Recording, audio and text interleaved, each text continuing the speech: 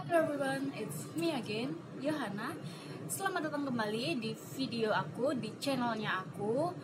Dan ya seperti yang aku bilang kemarin ya, kalau harinya itu aku mau ngepost video baru.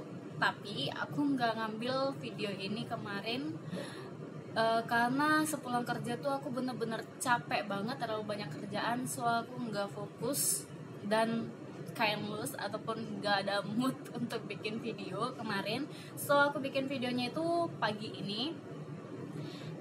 Ya sama seperti kemarin, belum sebelum berangkat kerja. Tapi bedanya di sini tuh aku masih punya banyak waktu, jadi aku nggak diburu-buru waktu gitu. So aku bisa ngasih kalian info yang lebih lagi mengenai au pair.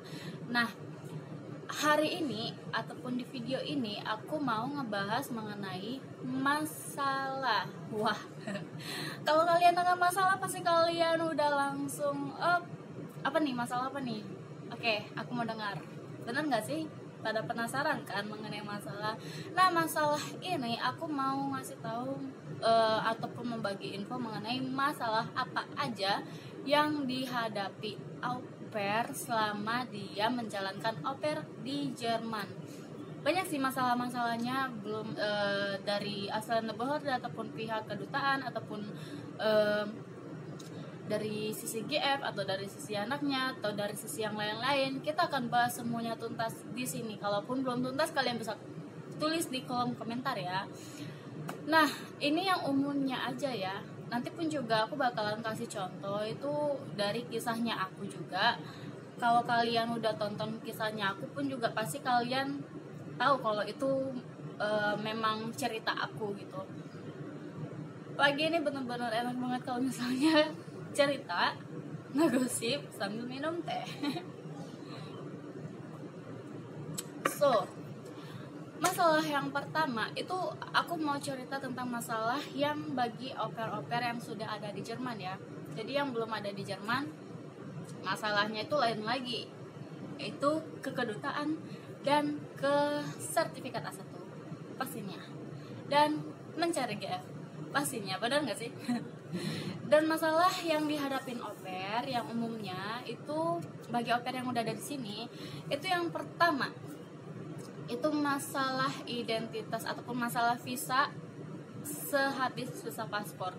Nah, kalau misalnya kalian datang ke sini, itu 3 bulan pertama itu kalian punya visa di tangan kalian dan itu di paspor, bener nggak? Nah, setelah kalian datang ke sini, kalian pasti anmelden ataupun lapor ke Rathaus. Itu kalau bisa dibilang kantor camat kali ya. Ya, untuk melaporkan diri kalau kalian tinggal bersama GF itu dan kalian punya tempat untuk tinggal gitu. Karena kalian tinggal di situ, jadi kalian harus lapor diri gitu. Bukan kantor camat sih, kayak RTP ya. Aduh, aku bingung. Terus kalian juga harus ngambil kayak istilahnya Meldebestätigung, Anmeldebestätigung. Itu kayak bukan kartu identitas, itu kayak tanda kalian tinggal di sini. Itu bakalan dikasih selembaran kertas dan tertera nama kalian, biodatanya kalian lah pastinya di situ ya, beserta dengan alamat kalian. Dan untuk setelah kalian unmelden, kalian harus pergi ke Rathaus. Nah, masalah apa? Bukan ke Rathaus, ke Ausländer Behörde ataupun ke pihak kedutaan yang ada di sini bagi orang luar. Nah, masalah apa aja yang dihadapi itu umumnya di Ausländer Behörde. Yang pertama, ribet nih, pasti bakalan ribet karena untuk yang pertama itu masalahnya mengurus termin ataupun buat janji temu. Kalau misalnya ke Ausländer Behörde, kalian tuh harus bikin termin dulu, by telepon ataupun by email. Nah, terus kalian bakalan kayak nunggu beberapa hari gitu hanya untuk dapat termin ini aja. Kalau kalian memang benar-benar ya begitu ini langsung telepon, terus kadang nggak direspon, kadang direspon tapi nggak punya kita tuh nggak dibikin karena terlalu banyak permintaan. Itu yang paling ribetnya, karena mereka terlalu banyak permintaan ataupun karena di mereka tuh terlalu banyak yang mau dibikin, so kalian tuh diterbelakangin. Apalagi mereka bakalan lihat jangka visanya kalian itu selama 3 bulan tuh jangkanya masih panjang gitu. Oh 3 bulan lagi udah gitu, kayak istilahnya kalian tuh diabaikan gitu. Jadi walaupun kalian minta tolong ke GF kalian pun juga untuk bantu teleponin gitu kan, kalau misalnya di mereka pun juga nggak bisa berbuat apa-apa dan mengingat visa kalian pun juga masih panjang, mereka bakalan ngomong ke GF kalian juga. Kayak aku dulu case nya, kayak aku juga ngomong mereka ke GF aku, tohnya juga visanya ini kan masih panjang, masih sampai bulan sekian kan. Visa aku dulu bukan 3 bulan ya, tapi 6 bulan ya. Terus visanya ini kan masih panjang, masih sampai bulan sekian, jadi masih bisa nunggu. Kami ini kok udah proses kok apa segala macam, katanya udah proses. Iya proses, sampai aku nunggu 2 bulan 3 bulan untuk itu. Jadi aku nguber ke dia, terus aku nguber lagi, maksudnya ke personal yang di Aslanda Bohordanya. Terus aku nguber lagi ke GF aku, so GF aku bisa nguber lagi ke Aslanda Bohordanya.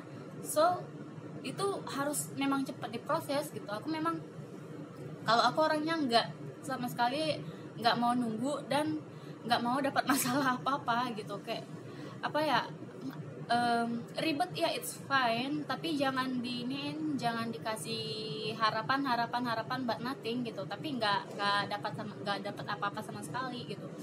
Terus di Aslanda Bohorda juga selain termin itu kalian bakalan nunggu visanya. Ini contohnya kalian udah dapat termin, itu di waktu yang sangat dekat dengan masa habisnya visa kalian. Contoh, kalian udah dapat termin dan juga bikin visa, bahkan bikin visa lah ya. Udah gitu kalian disuruh bawa foto biometris lah, udah gitu bawa petrak dan lain sebagainya yang harus dibawa gitu. Terus kalian nanti bakalan kayak dikasih waktu lagi untuk menunggu visanya ini selesai. Kayak aku dulu dikasih waktu berapa minggu ya, itu tergantung kalian ngurusnya di mana dan seberapa dan kalian ngurusnya di mana dan seberapa cepat mereka ngerespon gitu. Kayak aku dulu yang pertama itu kan di Munchen, jadi aku ngurus semuanya di Munchen. Nah di Munchen ini kebetulan aku dapat visanya itu cepat, tapi aku juga harus keluar dari rumah itu cepat-cepat. So aku ngurusnya itu udah ngurus dan terakhir Avental title aku itu dikirim ke tempat GF aku yang baru gitu. Jadi ke Aslanda Bohorda, tempat GF aku yang baru gitu. Jadi pas aku ngurus visa itu ngurus Avental title masanya itu sekitaran 4 minggu. 2 minggu. 2 minggu karena aku ingatnya dia bilang 2-4 minggu. Itu tergantung. Kalau misalnya aku dapat waktu itu 2 minggu, tapi ada juga yang dapatnya itu 4 minggu. Ada yang sampai bilang, oh kartu Avental title-nya habis, jadi kalau kalian harus nunggu ataupun kamu harus nunggu gitu, nunggu lagi. Terus dikasih kalian tuh Fiction Bescheinigung tuh kayak istilahnya visa sementara selama 3 bulan lagi. Terus datang lagi untuk ngurus visa lagi. Ribetnya di situ. Itu masalah umum. Terus masalah kedua, nanti kalau misalnya ada yang kurang jelas kalian bisa komen di bawahnya ya, mengenai status pengurusan visa ataupun pengurusan Avental title. Terus yang kedua itu masalah DGF. Masalah DGF tuh apa aja? Nah ini aku bakalan sangkut pautin masalah DGF dengan masalah yang ada di Vetrak ya. Kayak nggak sesuai ataupun nggak sesuai realita sama nggak sesuai yang diomongin sama realita ataupun apalah gitu kan. Masalah apa aja yang dihadapin dengan GF ini gitu. Yang pertama, sebenarnya masalah umum ataupun mengenai masalah batin itu cuma ada 2 faktor. Kalau nggak sama anaknya, sama GF-nya, mau sama ibunya ataupun sama bapaknya, pasti di dua ini gitu. Itu terlepas dari masalah yang dari asal bahar tadi gitu kan. Terus masalah yang di GF, masalah yang di GF ini itu masalah kayak, ya namanya kita juga menghadapi manusia ya, bukan mesin, bener nggak? Jadi setiap manusia itu mempunyai kayak karakter tersendiri ataupun sifatnya pun juga beda semuanya gitu. Jadi apa yang kita harapkan dari dia itu belum tentu apa yang kita harus dapat gitu loh. Itu belum tentu memang sepenuhnya 100% sesuai dengan harapan kita, bukan.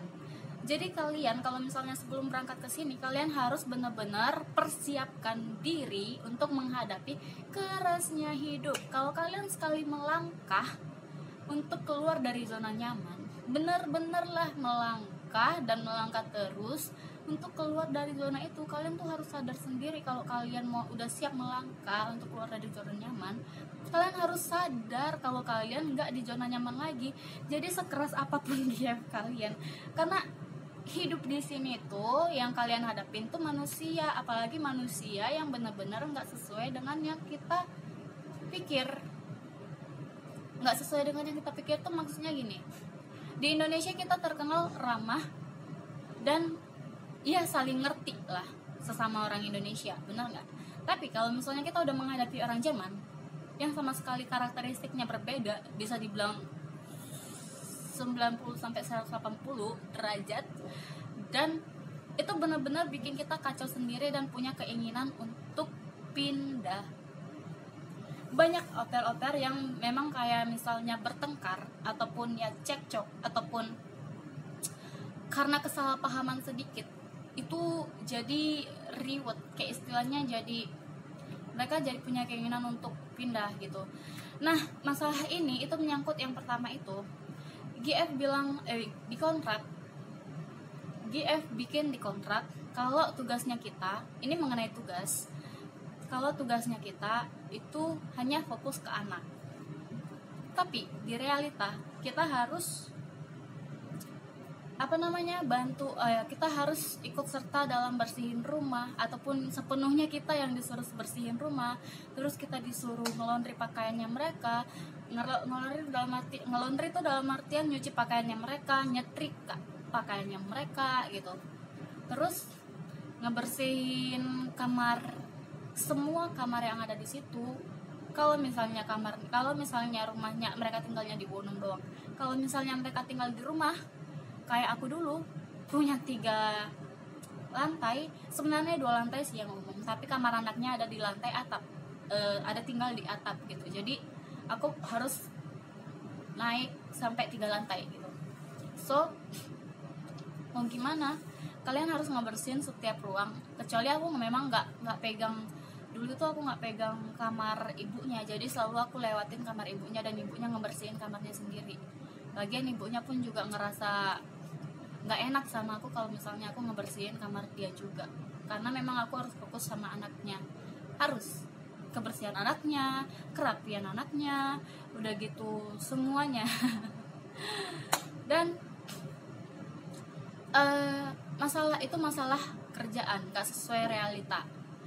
Terus yang kedua, masalah waktu. Di kontrak itu jelas banget kalau misalnya waktu kita untuk kerja itu 6 jam per minggu, 6 jam per hari. It means kita dapat 2 hari libur. Nah hari libur nanti kesampingan lagi. Ini masalah waktu dulu. Yang kedua masalah waktu. Di masalah waktu ini kita kayak perjanjiannya tuh 6 jam kerja dengan 2 hari libur, dan atau 5 hari kerja dengan 1 hari libur gitu kan. Tapi di realitanya kita kerja tuh hampir sampai 12 jam bahkan lebih di realitanya gitu ya. Mau gimana, kalau misalnya kalian ngurus baby, kalian harus siap dong kerja full, karena bakalan ribet banget kalau misalnya ngurus baby, karena anaknya tuh harus sama kalian terus, karena ibunya tuh pasti kerja. Walaupun ibunya pulang kerja cepat, dan pasti dia karena udah tahu kalau ada kalian di situ untuk merawat anaknya, dia pasti punya kesibukan sendiri ataupun makan bareng temannya ataupun pergi olahraga atau apapun itu untuk dirinya sendiri, karena mereka tahu kalau mereka tuh punya kalian sebagai opernya gitu. Nah, jam kerja ini jadi persoalan yang ini yang aku bilang itu persoalan yang umum, masalah yang umum yang bisa sampai bikin kalian tuh nggak betah ataupun nggak nyaman di situ gitu. Ini kan nggak sesuai gitu. So masalah waktu kerja ini di situ kalian bakalan disuruh kerja lebih gitu. Misalnya dari pagi bangun jam 7, udah kalian disuruh bangun jam 7 ataupun jam 6, terus selesainya kalian mau sampai jam 7 malam ataupun jam 8 malam sampai anaknya tidur. Iya, kalau misalnya di musim winter ya, musim winter itu jam 5 tuh udah gelap, so anaknya udah harus tidur. Kalau di musim summer, di musim panas, mati dah, mampus. Bener-bener tamat riwayat kalian, karena musim panas itu gelapnya itu jam 10 malam. Mau nyuruh anak tidur sampai jam 10 malam, kalian mau siapnya sampai jam 10 malam. Kalian harus persiapkan diri kalian untuk itu juga. Masalah yang ketiga untuk ke GF ini, selain ini di samping sifat GF-nya yang kayak sering ngebentak ataupun terlalu banyak aturan ataupun ya terlalu banyak maunya gitu yang nggak sesuai dengan kita, itu juga banyak GF yang begitu. Terus masalah ketiga yang di samping itu masalah hari libur. Masalah hari libur ini di kontrak itu, hari libur kita tuh ada 2, Sabtu Minggu, weekend. Terus nyatanya kita tuh disuruh ngejaga anaknya di hari Sabtu, ataupun mereka ngambil hari liburnya kita untuk ngebantu dia ngejaga anaknya karena dia pergi party lah, ataupun karena dia mau pergi mengunjungin temannya lah, ataupun karena dia kerja lah atau apalah. Pasti ada saat itu, pasti ada masa-masa itu untuk kalian disuruh jaga anaknya di hari libur kalian gitu. Jadi kalian tuh pun benar-benar harus mempersiapkan diri untuk itu. Nah, terus masalah selanjutnya itu masalah dari GF ya. Masalah selanjutnya itu kayak aku dulu, contohnya aku itu makan, kayak istilahnya masalah uang saku gitu. Uang saku kan 260 plus kita ada dapat les kan 50 euro. Nah, sedangkan uang les aku per bulan tuh 120 euro. Nah, dia cuman di kontrak tuh dia bener-bener ngasih 50 euro dan lebihnya aku disuruh bayar sendiri dong. Batin nggak? Udah 260 euro kita dapat, 70 euro aku harus bayar sendiri. Udah gitu plus makan. Terkadang aku mau beli sesuatu pun juga, Gevku nanya gini, Yohana aku mau pergi belanja, kau ada nitip sesuatu nggak? Oke, aku mau nitip ini ya, cabai ya gitu kan. Ya kita kan kangen cabai ya, udah berapa lama aku nggak makan cabai gitu kan. Terus dia bilang, untuk apa? Anak-anak kan nggak makan cabai. Oh, itu berarti aku langsung, untuk rumah umum gitu, ngapain lo tanya ke gue, yang tau kan lo geblek gitu. Gue langsung oke, aku nggak bakalan minta apa-apa lagi. So kalau misalnya aku mau beli sesuatu, aku harus pakai uangku sendiri, baik itu untuk makan.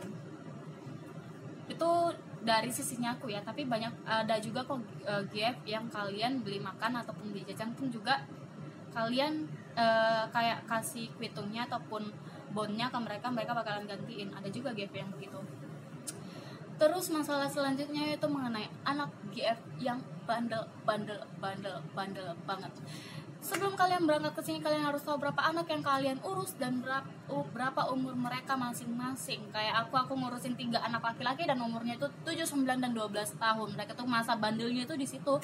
Jadi masa yang berantemnya di situ, dan semuanya emaknya pun juga nggak di situ, dan sometimes pun juga emaknya itu pergi untuk bisnis trip, dan aku tuh harus ngejagain mereka tuh sampai malam, dari pagi, nggak sih, dari pulang sekolah sih.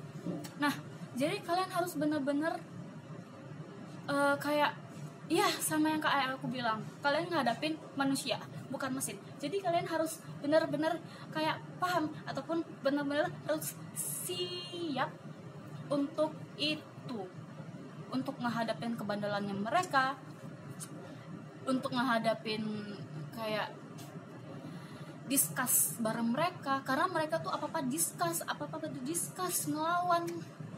Jadi benar-benar harus ekstra sabar, kalau nggak sabar bentak. Aku sempat ngebentak mereka waktu itu karena memang bandel banget, dan pernah nangis juga karena mereka, tapi mereka punya hati sih karena ngelihat aku nangis gitu, dan mereka ngerti juga kalau misalnya aku pun juga pergi bareng mereka di tempat yang aku nggak tahu gitu kan. Mereka tuh selalu ngiringin kayak aku pergi sama anak yang paling kecil umur 6 tahun pun juga kan, dia selalu di depan gitu, aku di belakang ngikutin dia. Terus pas dia cepat mau kayak, kan kami bersepeda gitu kan, pergi mau cepet-cepet gitu kan, dia bilang, Yohana kita cepet ya katanya gitu kan, kamu terus di belakang nanti kamu nyasar katanya gitu. Oh nanti kamu nyasar, oke. Jadi aku ngikutin dia terus gitu. Jadi dia tuh ada rasa khawatir juga, kayak hatinya masih berfungsi lah, bisa dibilang begitu. Karena kalau misalnya orang dewasa, mampus lo di situ gitu. Itu beberapa aja ya. So itu dia masalah-masalah umum yang ada di masalah umum yang dihadapin para au pair di sini. So kalian yang mau berangkat ke sini sebagai au pair, kalian harus bener-bener nyiapin mental kalian untuk menghadapin itu. Sekali lagi aku bilang, kalian di sini menghadapin manusia, bukan mesin.